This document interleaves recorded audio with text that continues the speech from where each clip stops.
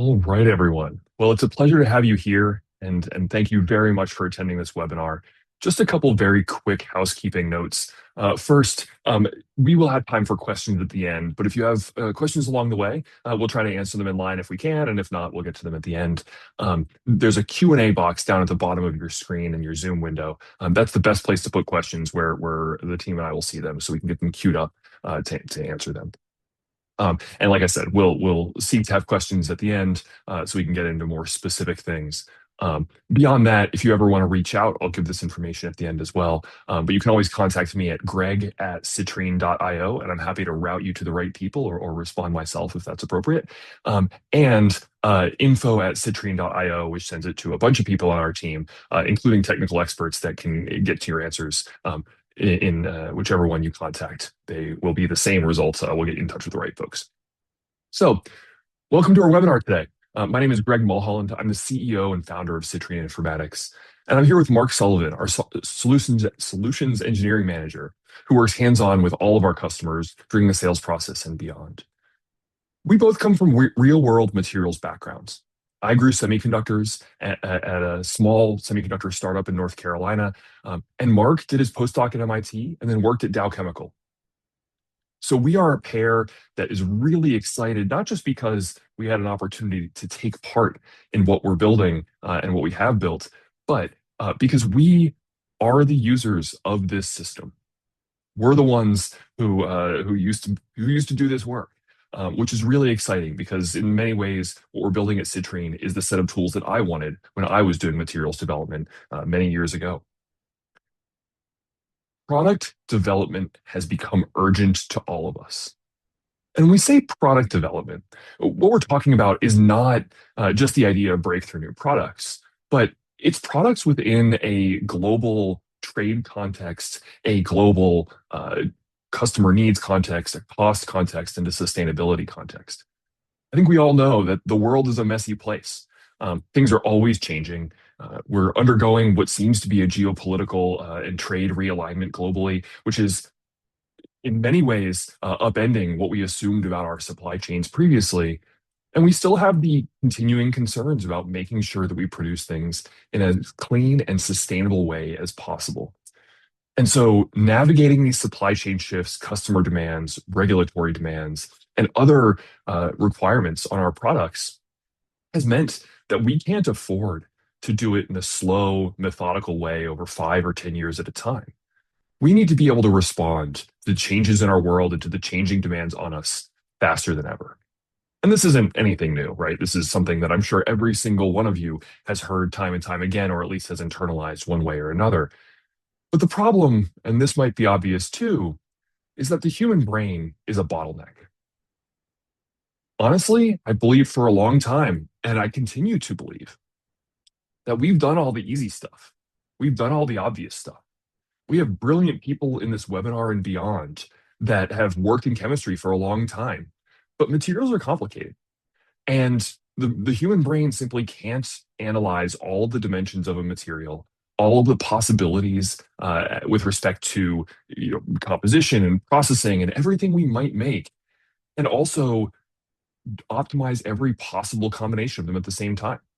Cost, technical performance, sustainability, with thousands of raw material options or inputs, what it ends up with is you do one at a time, right? And I'm sure, I know this was my experience. You optimize for one property or outcome, and then you move on to something else. And then finally you get to cost. And then maybe if you have some headroom, almost never, you go on to sustainability engineering, or you've backed yourself into a corner. And so look, I'm about to tell you something that you already know. AI is coming for this industry. And honestly, it's quietly already powering the industry. This is our user growth or user number over the last 2 years. And we've seen a 275% growth in usage over just the last year. It's a tremendous, tremendous increase. And what that means is that whether it's an individual scientist using AI within their own organization in a quiet way, not being loud about it, or it's a CTO mandating that everyone use AI as part of their daily workflow, we're seeing AI take hold across the entire industry massively. And this is exciting, but it also means We all need to adapt, and we all need to use the best possible tools to make sure that we can deliver against the promise of AI. Because our requirements as companies and product developers are not that we need to just use AI. That's actually not the point. The point is that we're producing the best possible products all the way along. And so, because of that, we're changing the way we do product development. In the past, we would discover a phenomenon, try to learn from it, iterate through trial and error, or maybe some divine inspiration. But more and more, we need to set course for materials properties that we want to achieve and be guided by the AI such that we're able to do the most efficient or a very efficient set of trials without as much error. And you'll notice, even in our graphic here, there's a bit of a squiggle. No property set is going to be optimized perfectly. It's not going to be a linear thing. But the idea is that we can identify the most promising areas and work to them as quickly as possible. So each experiment should get us substantially closer to our goals and substantially closer to a full understanding of our materials. And yet it's still an iterative process. Science is still science, and there isn't a magic box. So for 12 years, and I'm really proud to say that, Citrine was really the first company working in this space and really pioneered a lot of these approaches. For the last 12 years, we've worked on the intersection of science, data, and AI. And materials and chemicals have really suffered from a lot of challenges that we've been able to see over the years. Multi-layer and blended formulations where you have interesting interactions and non-interactions among components. The fact that it's a process-driven industry. You can't separate process from formulation or inputs or molecules or crystals. It's all part of the same story. And a lot of people want to invent fundamentally new materials, which by its nature is riskier and harder than going on to do minor improvements to existing things. And so at the start, we worked on novel materials. 3D printed or 3D printed aluminum. We were lucky to be part of in creating the first 3D printable aluminum alloy that's in use by NASA and Formula One teams today. We helped Panasonic discover a new type of organic semiconductor for printed RFIDs. And so this is why many of us got into materials in the first place, to discover the next fundamental leap forward. But we've also learned that equally exciting and often much larger from a ROI over time standpoint is creating the next generation of current products. How do we make a product much more performant, lower cost, and more sustainable, and then be able to walk into our local store and see it on the shelf? That's maybe the most exciting thing, is to see it out in the world. And so reformulation, process optimization, and focusing on what you can make in your facilities today has really become one of the signatures of what Citrine works on.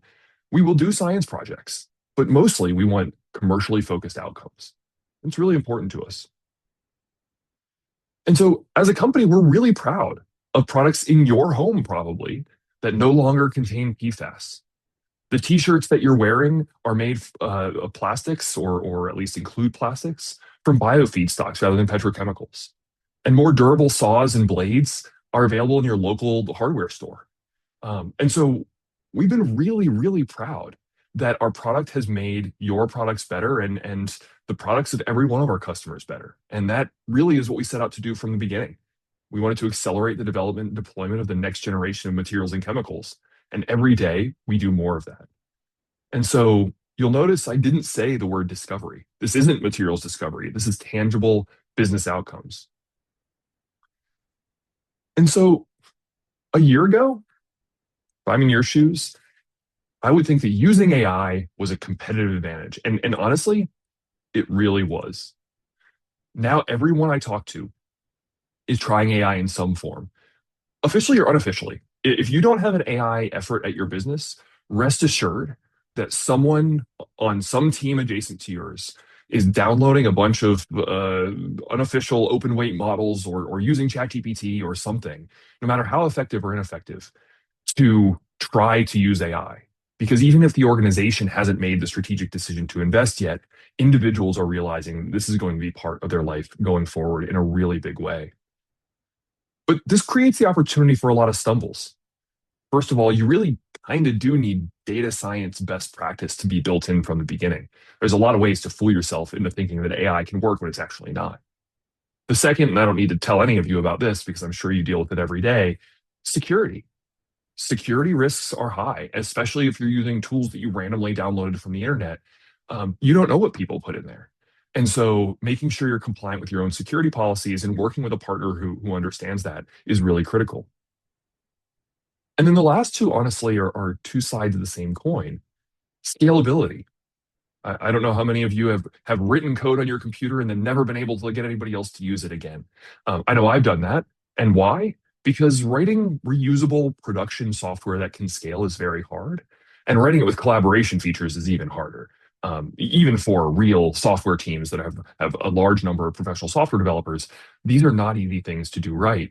And obviously, any homegrown system is less likely to have a lot of that. And so scalability is always a challenge. But then more importantly, is scalability on the team, change management, convincing your colleagues that this is actually important because it turns out one person with AI does not a company transform. And so over the last 12 years, we've really sort of established ourselves. We've done this more than any company on earth. We've done over 200 different projects with different companies to see how to create change management, to see how to make sure, or to make sure that we assist people in overcoming those obstacles. And the second thing is, we only build technology for the scientific endeavor, for chemistry in particular.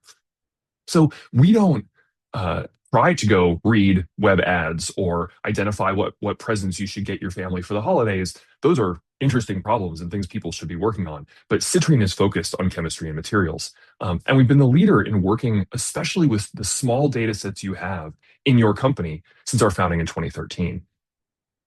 And so, as I said, we started in 2013. We were funded by Eric Schmidt, who's obviously the former CEO of Google, and a number of others. And we were at the forefront of materials informatics. And we're really proud to have defined the category.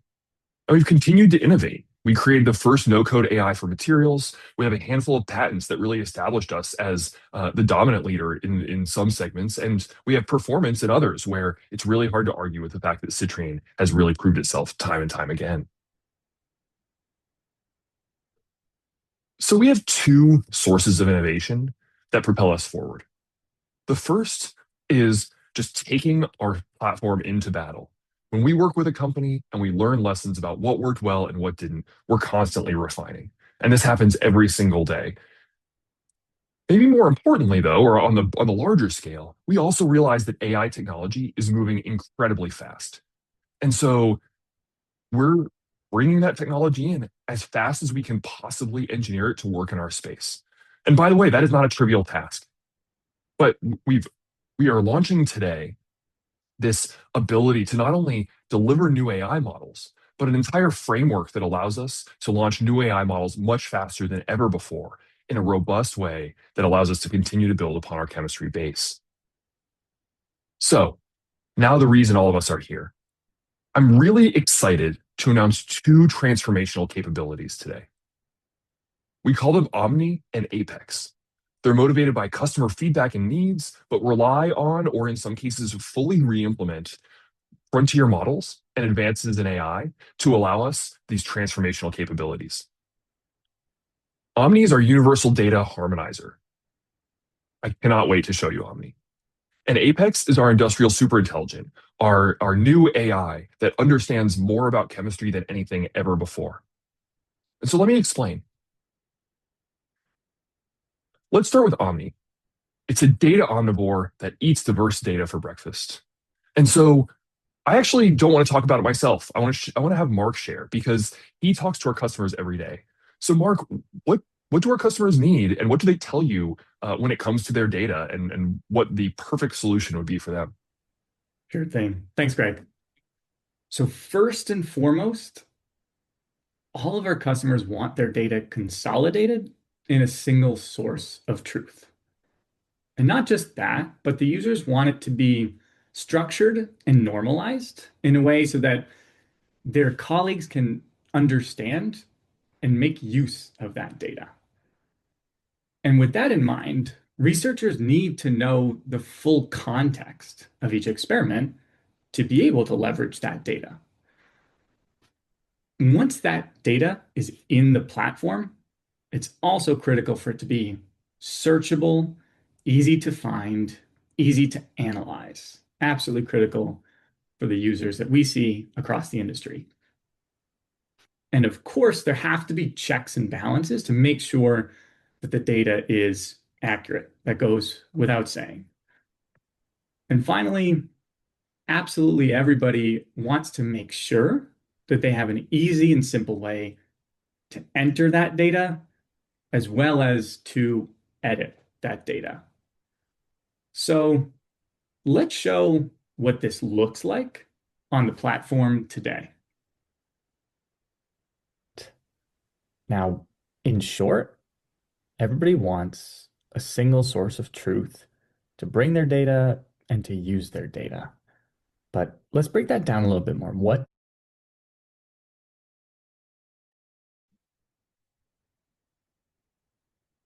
does that really mean? Your data needs to be stored within the context to understand the complexity of the type of work that you're doing. So here showing an example development of a multi-layer packaging film. It's not as simple as mixing a few things together. The context matters, and structuring that data helps you understand, use, build models, and develop machine learning workflows with that data. So starting from what are these materials? What are the properties that I care about? What am I trying to optimize? But not just those output properties about how your material performs, but how did you get there in every step along the way? So which processing conditions were key to making that material? Which combinations of materials were required to create that? And keeping track of every individual component and the properties of those individual components. There's an incredible rich complexity of every single experiment, and it's critical to store that information to be able to use it. But not just store it, but to be able to modify it, because nobody's perfect. So if I realize I made a mistake, that this should have just been 30 water vapor transmission rate instead of 36. That's a quick, simple fix. I can do that on the platform, no problem there. So that's one data point. But what about the rest of my data across my team? It's really important for me to share this information with my teammates, with my colleagues, break down information silos. So get that data usable across the entire organization. Now, what can we see here? Maybe I'm exploring data within optimizing plastics, optimizing bumper materials, or optimizing that packaging, but I can look at my colleagues' data, they can look at mine, we can share, and that learning scales across the organization. But not just looking at the data on the whole, parsing, subset, diving deep into the details. So maybe specifically, I want to know a little bit more about what materials am I using. Now, potentially, if I have some high quality raw ingredients from a certain vendor I want to explore, I can see what I have within my catalog, what have I used, and that helps me understand what my team has done before. But not just filtering and understanding based on the inputs, but also the outputs. Have I ever made something that hits certain target specs that I need right now? So maybe I'm looking and trying to understand, have I made something that's hit a certain target for a flexural modulus? Let me search within the data that I have and see if I've been able to hit those targets. And we can see I've got a handful of terminal materials, things that I've made in the lab that I know have hit those target specs. I can dive right in and decide, have I solved my problem? Or maybe I do need to go back to the drawing board. Maybe I do need to add more data back into the system. And how do I go about that? It's as simple as dragging and dropping a structured Excel spreadsheet right here. Now, the key word there is a structured Excel spreadsheet. The structure of the data affects the function of the data, and at the current state, that's how we deal with data within the Citrine platform. Structuring your data and bringing it on board, that helps the platform understand, model, and help optimize your experiments.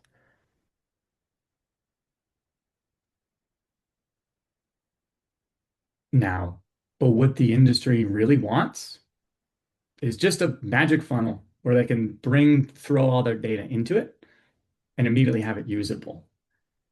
Everybody wants a way to seamlessly and automatically structure, harmonize, and utilize all of their own data within their own daily work. So, Greg, what are we doing to meet these needs? Oh, Mark, this is what we're working on. And the first part has actually is being released right now. Um, we are really, really excited to launch Omni. And I'll be honest, this has been the biggest pain in the behind since we launched the company. It's getting data into an AI-ready format, even with things like ChatGPT, where it can read, text of really any kind, to understand the chemistry. We all know details matter, and getting that data into the platform in an easy way has always eluded us. I mean, I'll be honest, it's never been as easy as we'd like. And so we are on a journey now that we've launched and is going so quickly about making this really, really easy. So it's our plan to release this over the next 6 months. The first part is on its way now. Being able to upload PDFs of these data sheets, and then ultimately Excel files and maybe whole databases, or at least exports of whole databases, so that we can bring data in instantly and very easily. So the way it works is, and this is almost always true with Citrine, the human needs to be in the loop. You bring an Excel file or a PDF into the system, it gets structured and normalized, but then you look at the data, you get to see it visually, you get to see it structurally, and you can understand that, hey, this actually did get it right. And so this is, for lack of a better term, the magic data importer. That is not our official name for it, but that's how I've always thought of it. How do we drag the arbitrary Excel file, or maybe not quite arbitrary, but close to it, on your desktop, or the big folder of hundreds of PDFs that you have of all of your technical data sheets? How do we drag that into the platform and then allow you to see it in such a way as to verify what's there? So, Mark, I'd like to show the PDF workflow today. So can you show us what that looks like? Thanks, Greg. So let's see it. What does Omni look like in action? I've got a handful of my own technical data sheets on hand for different surfactants that I'm considering using in my material. Stuff that I've never used before. Now, here'd be one material, information supplied by the vendor. You can see a whole host of information here about physical properties, the appearance, a lot of information that, as an expert, I think is going to be pretty critical. And even though I know there's a lot of robust information in here, it would take me a lot of time to transcribe this by hand, and I'd probably be pretty prone to error as well. But you can see with Omni, our system is able to pull in this technical data sheet, make sure that we can still see that we're representing that data appropriately. And here on the left is exactly what Omni was able to pull out, taking that menial work out of your hands so that you can get back to doing the fun stuff, modeling your materials, exploring your materials, and doing the scientific product development. Omni was able to recognize that this HLB value, this already exists in a lot of the materials in my data set. So making sure that I'm linking together what I've already been using within my models with what I'm pulling from these technical data sheets. So that's really critical to make sure I'm not writing this down and saving this in completely different areas. But also there's a whole host of other information that maybe I haven't been using with my other materials. So things like the actives content, hydroxyl value. Omni found this information within that technical data sheet and it's providing it to me as the user. Maybe I want to make some changes to this. Maybe I think that, oh, that HLB value, it actually should be 14 instead of 13. Quick and easy for me to be the final arbiter of truth, to hop in, validate that, change it, even though Omni did a lot of the legwork up front for me. And similarly, if some of these properties won't be useful to me, I don't need to include them. But it's super helpful that was so simple and easy to pull it all out from that technical data sheet right away. And you can see at the bottom, maybe there's some other information that I know about this material that I haven't added or wasn't immediately available within that technical data sheet. No problem just appending new properties to the bottom of this, storing that within the context of my materials, my formulations, my experimental work. So super helpful with the way Omni is able to pull this all together for me. And not just the information about this material in a vacuum, but really important is what role does this material serve within the formulation, within my product development context? In this case, Omni is able to see that based on the information in this material, it looks a lot like all of the surfactants relevant to this data set that I have. What is the role of this material? And Omni is able to automatically append that information, which is going to be helpful down the line when I start trying to use this data and optimize my materials. And just like we saw earlier, really helpful to have this metadata tagged and seeing what is it about these materials. If I want to search, I want to parse, I want to slice and dice and understand what might be environmentally friendly surfactants or biodegradable surfactants. So without any additional effort from me, those tags are now added to this ingredient. Finally, because Citrine is built for optimizing within the chemicals and materials space, if we want to add in information about the chemical formulas or molecular structures, so by default, that option's available, really allowing me to stitch together all of the possible information that I might know by myself or I might have learned for this technical data sheet that lets me accelerate my work. And this is just one sheet. So we've made our edits, we validated, this makes sense. Let's go on to the next one.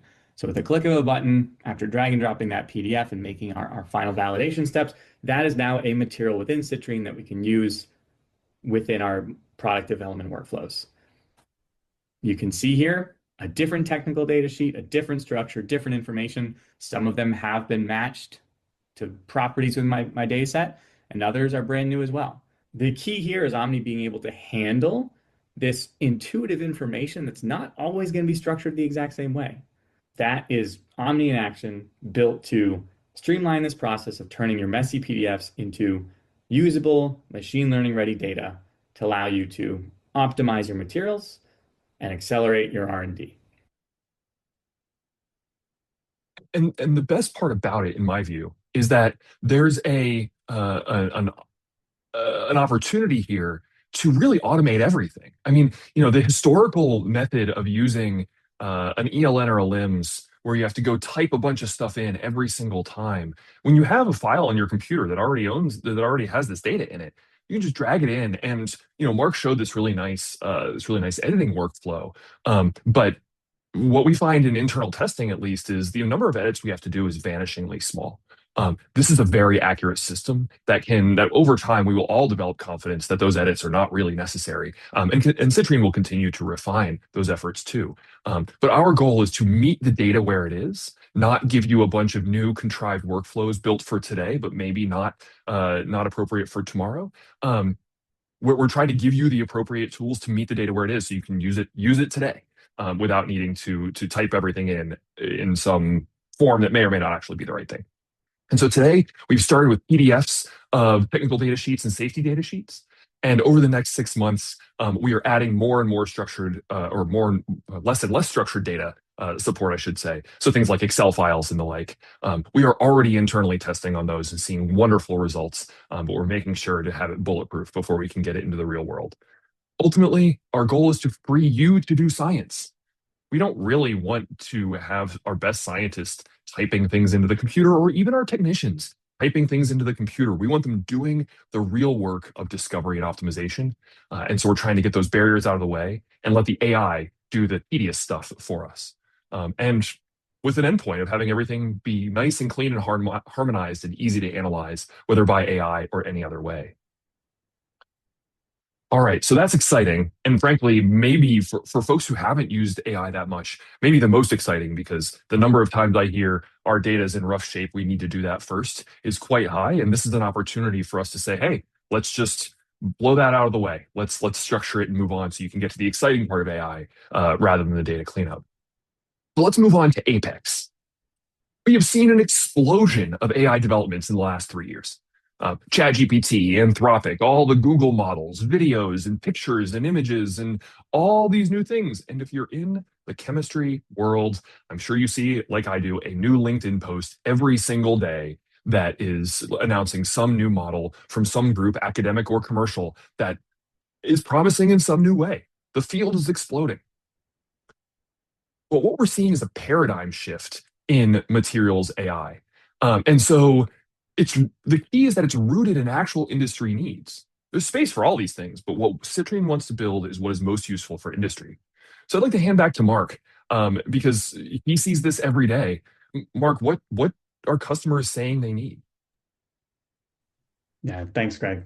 Just to summarize what we see across the industry, first and foremost, users want something versatile, something powerful and flexible.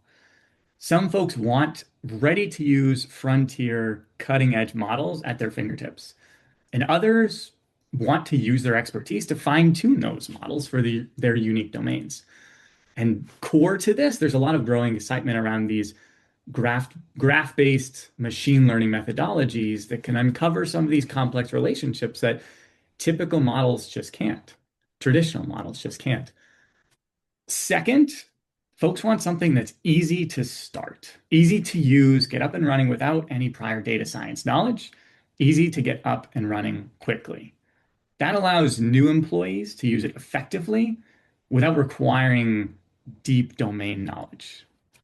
And third, the industry wants trailblazing, fast, cutting edge technology. They want to iterate quickly, or more so than iterate, they want to use that speed to churn through thousands of different ingredient options. Now, next, if we can dive a little bit deeper into some of these, we could dive a bit deeper with a bit of an analogy. So Citrine, it is a tool. So similar to a power drill, we'll analyze from that perspective. The tool itself is powerful. What's really helpful is being versatile and being able to flexibly choose the right bit to get the job done, depending on what material system you're working on, and being prepared to always use the new bit that's best for the job at hand. Similarly, we can leverage new algorithms, new embeddings, new technology to remain versatile to meet the needs of the moment. Now, next, that ease of use, that's absolutely critical. Users want something as simple as this. They want a trigger, grab and click, an easy to use user interface that gets you up and running quickly. Most users will be able to pick this up and use it to good effect without any additional training. Now, at the same time, experts do want to have that flexibility and control. They want to be able to explore, to learn, to optimize, to use that expertise to really achieve the best possible results. Having both of these simultaneously accelerates the onboarding and maximizes the productivity of the entire team. Now, finally, that speed at the cutting edge. What does this look like? What if there are completely novel bits or new battery packs, technology that comes in? We need to be able to easily and quickly change that in and out. We need to be able to benchmark new technology to really have an understanding of how beneficial it is and change that out in days, not months or years. This will allow Citrine to continue to use the most powerful frontier technology always. This landscape continues to evolve at a breakneck pace, and we will continue to deliver that cutting edge. So this is what we at Citrine are hearing across the industry. So Greg, what do you think about that? So, not asking for much then. It's easy to use, also understands materials super well, but also experts can exert their knowledge on it. This is, yeah, simple. Thanks, Mark. No, I mean, Apex is really enabling all of those things. We're creating a paradigm shift. Citrine has always worked at the boundary of science and AI. Our team reflects this. Mark is a PhD in chemical engineering and worked at Dow. We have dozens of PhDs in chemistry, material science, and chemical engineering. And all of these people on this team want us to be able to express our expertise and knowledge in such a way as to take advantage of of that knowledge, but also use the best in AI. And so, what have we done? Well, we have enabled one core insight. I always like to try to think about what enables what we're doing. In this case, we took these frontier models that OpenAI and Anthropic and Google and others are training for hundreds of millions of dollars. across the entire internet, trying to learn everything and create an artificial general intelligence. We have figured out how to make them work on small data, on your private data, and tools to enhance data to make it more useful in these systems. That is the breakthrough. It's the ability to learn chemistry and materials from the small chemistry and materials data sets and not pointing it at the whole internet and trying to learn everything all at once. This is the future. And so we're taking advantage of our unique way of structuring data. That graph model that Mark showed, the flow chart left to right, that's always been in our core. We launched the latest version of that in 2019 or 2020. And even before that, we had a similar structure that we worked from because that context matters. And so what Apex does is it actually is a framework that allows us to elevate that data structure into an AI and learn much more richly from that AI or from that data than you could from a table or from a traditional database, while also taking advantage of the special capabilities of these new modeling types. And so there's a few key things that I want to highlight. In materials and chemicals, you can see we have these different structures, right? We have sometimes, I think of this as French baking. You mix the wet ingredients, you mix the dry ingredients, that's into these nodes, and then you mix them from there into one cake, and you make a delicious cake or a pastry or whatever you're trying to make. Then we have the formulation problem. This is a problem where you've got a bunch of things, you mix them together, and more or less, you are almost done.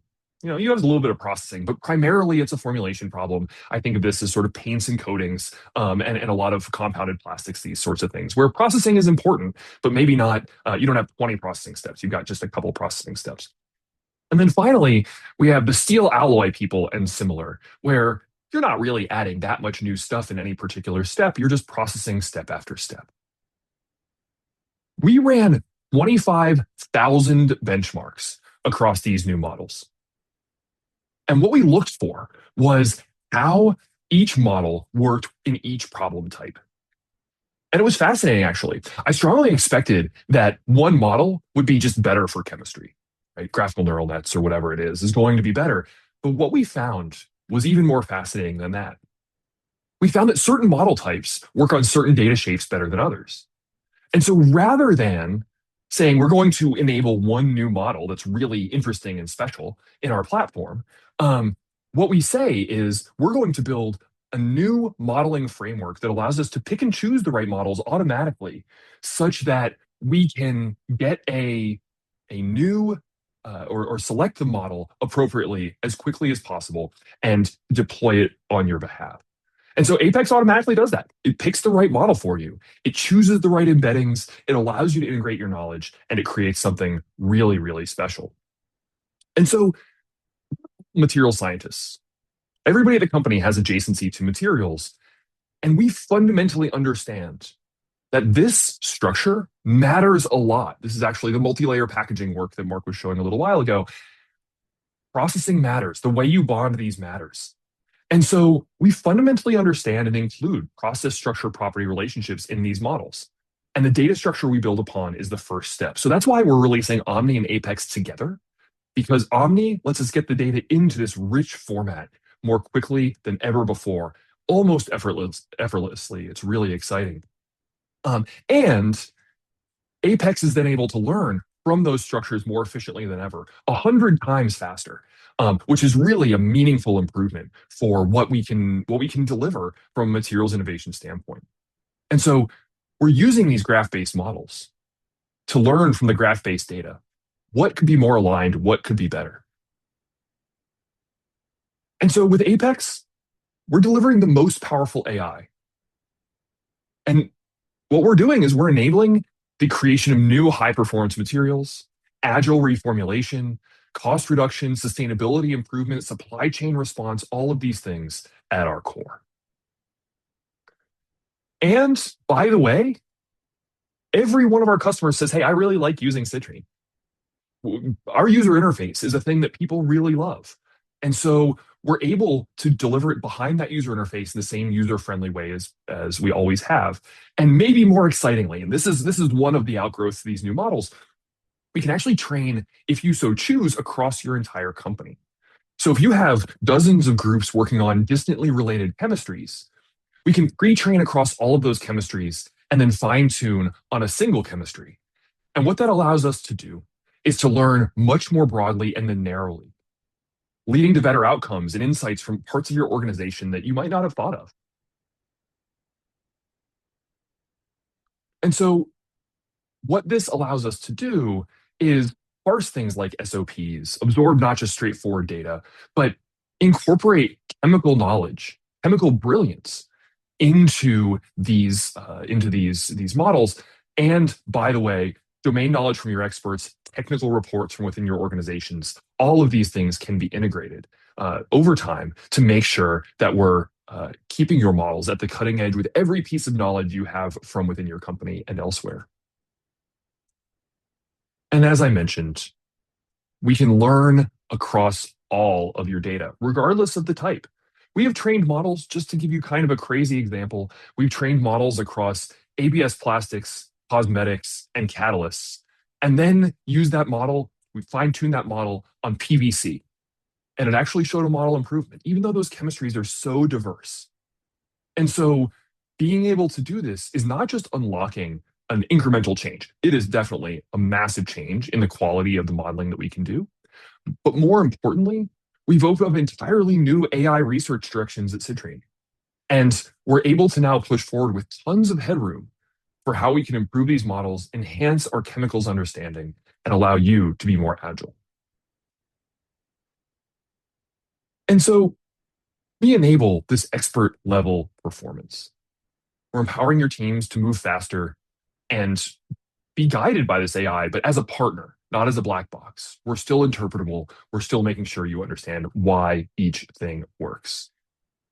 And as I mentioned, it's 100 freaking times faster, which is in the scale of, look, these models are fast compared to how long it takes to run an experiment, but no one wants to sit there and watch a model churn for a while. We all just want an answer.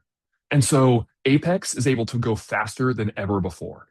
It can generate candidates in small number of minutes. And even then, our models are working harder than they did before. We're actually trying more things.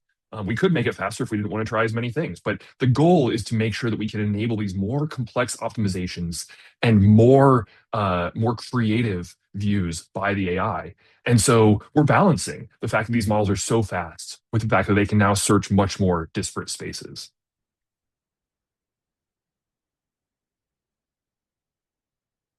So, of course, we can use this to enhance our actual project speed.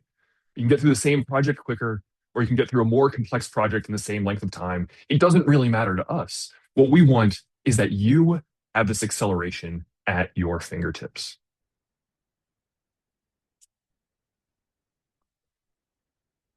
And so our goal is to continue to be modular, to continue to scan the technology horizon and swap in the right technology seamlessly when you need it. You'll notice nothing I talked about requires you to understand how these models work.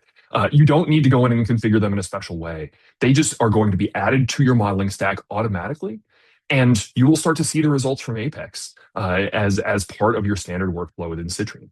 And so we continue to be at the forefront of materials informatics, and we're excited about what we're able to do going forward. The last thing I want to mention before we get to questions and comments is people ask about robots. And, it's true. Robots don't get tired. They can be extremely precise. What we run into today is that robots generally tend to be pretty narrow. If you're in pharmaceuticals or pharmaceutical adjacent technologies, where you're working with small molecules or even larger molecules, but small volumes, there are great robots out there. And there are companies building exciting things in other areas of chemistry and materials. And we've connected to them. We can connect our APIs and be the brains behind those robots, which is super exciting. At the same time, we do not see a world where in the next 24 or 36 or even 60 months, that everybody is doing most of their experiments with robots. And so we're part of this journey too, but it is a slow increase as robotic abilities are increased over time. And we're really excited that Citrine can be the brain to these systems. So our goal is to build for the future.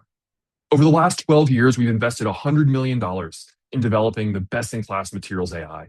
And we're continuing to evolve. We're proud of our leadership position. We've gotten great customer feedback where we've previewed these models. We've got these incredibly bright minds, the brightest minds in the business, doing work on these models and on their implementations in a production way. And we're going to continue to help you accelerate your materials optimization, your materials discovery, and unlock value from all of your data so that you retain your leadership positions in this market backed by AI. So as I said, you can find me at greg@citrine.io. I'm going to jump to questions now, but you can also come to info@citrine.io with other private questions, and we'll move to the Q&A. Thank you very much for your attention. And I'm just going to switch over to this Q&A view. So the first question I think I addressed already. How do we compare Omni with other digital lab and R&D notebook software?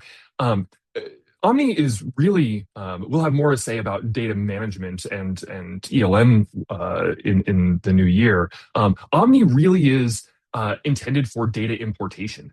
So if you manage your data in a spreadsheet today, you just bring it in. And you can do that continuously over time, or you can switch entirely to digital entry in Citrine's form-based interfaces. Either way is fine with us.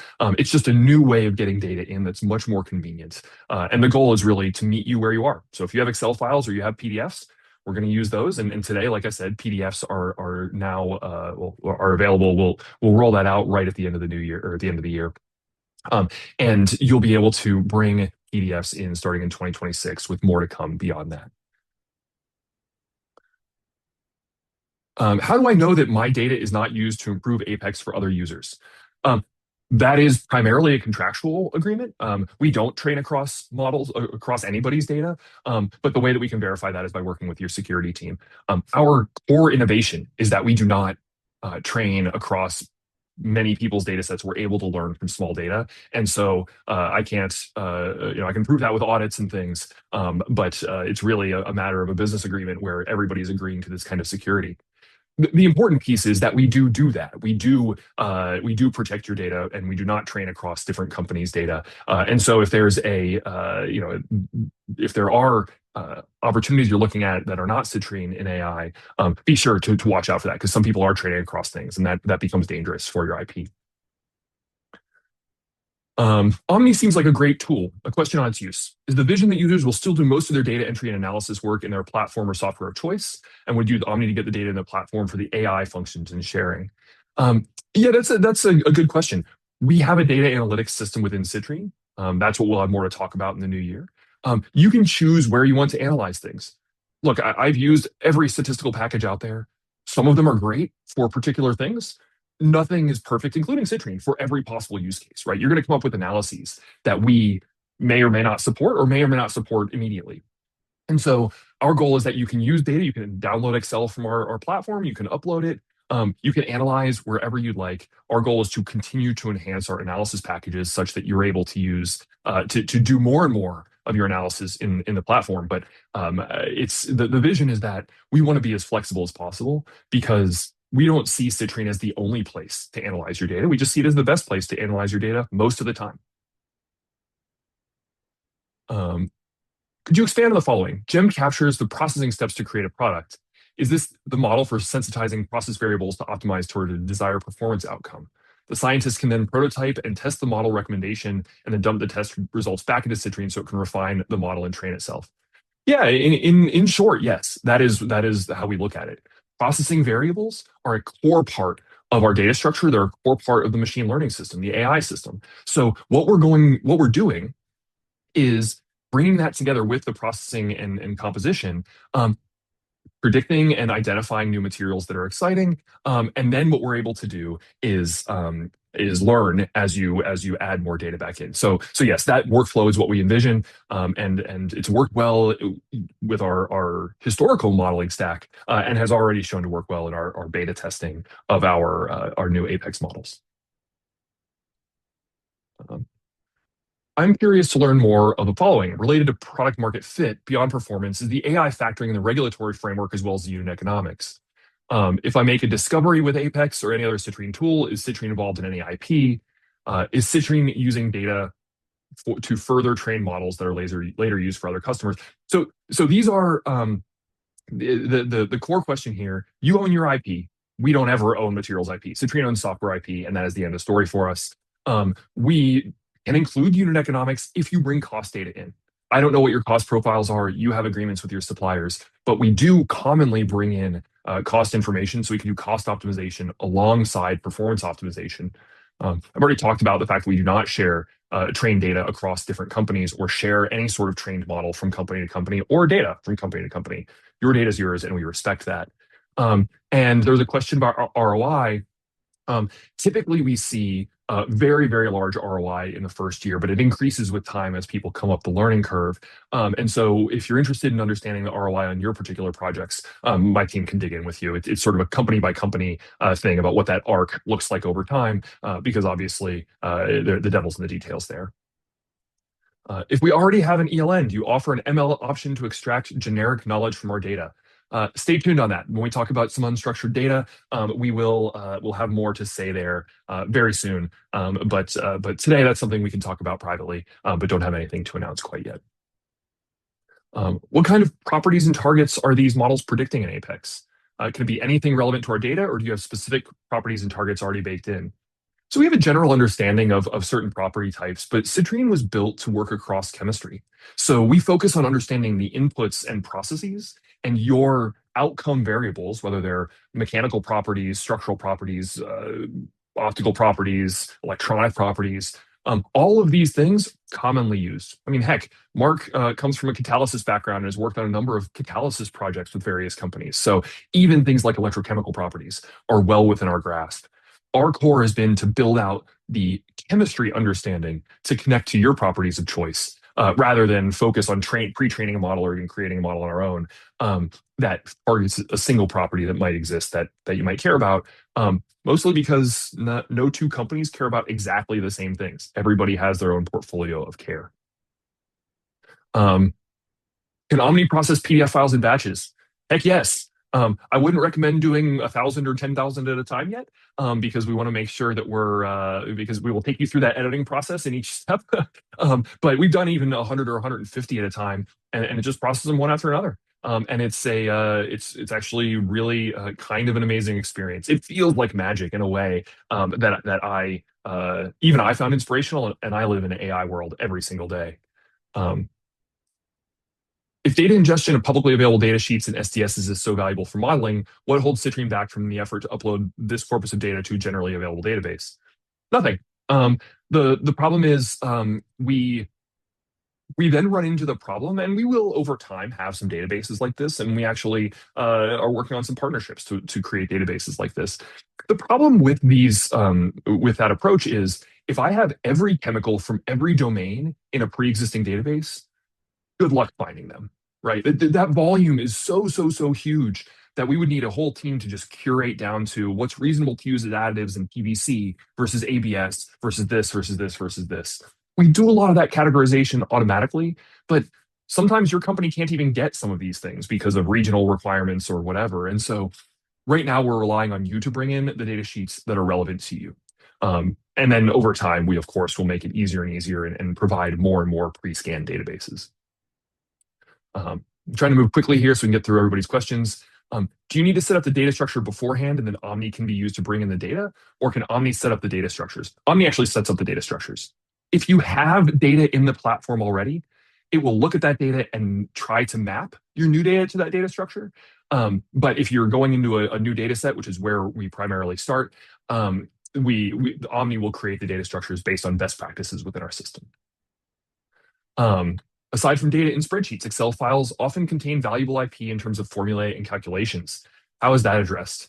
It's a more complicated discussion. We can bring in those calculations, but there's some caveats there. So something may be better discussed live if you want to send me an email.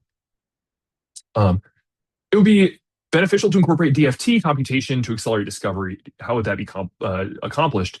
If you are using DFT, we are happy to connect our APIs into whatever data storage system you're using to bring that data in. We commonly use DFT. It really depends on the domain you're working in, whether it's valuable or not. In some areas, it's really transformational. In others, it's a rounding error on model quality. And so we're happy to work with you on that. I realize we have run up against our time. I'm going to answer two of the last questions here, and then we will call it a day. So is it true that fresh data is better than historical data with your platform? If so, can you expand on why? Yes and no. With fresh data, you have the context. And so you know what little fiddly things might have happened with those experiments. Sometimes people want to go bring in data from 1992. And well, I love the 90s because I grew up during that time. A lot of times there's context about that data that's been lost. And so I would say fresher data is richer. Very often it's better documented and it's often digitally documented, whereas data from that time is often not. And it's often a lot of the context has been lost in the heads of people who have since left your companies. So I would suggest that all data has roughly the same value at a high level, but because of that detail, oftentimes fresh data is just better to start with. It's if I had to choose, I'd say newer data is better. If I could have it all, I'd have it all. And finally, if I want to find the best-in-class material with particular thermal and mechanical properties for a new use case and don't have data for it myself, how do you approach it? We typically help you set up an initial set of experiments using a traditional DOE approach. The naive design of experiments approach is a great way to get your first 5 or 10 or 20 experiments done if you're trying to create that breakthrough, and then the AI can pick up and learn from that data. So, it's really for us, the key is that we are trying to lay that data foundation, but it really depends on your application. Please get in touch with me and my team, and we're happy to talk through your specific example because obviously the devil is in the details there. So with that, I appreciate it, everyone. Thank you very much for your time and attention. We will be in touch over time, and I'm really excited to share these new models with all of you. And many thanks to Mark for taking the time out of his busy day to help share this new exciting work. Have a great holiday, and please stay in touch for an exciting 2026 ahead.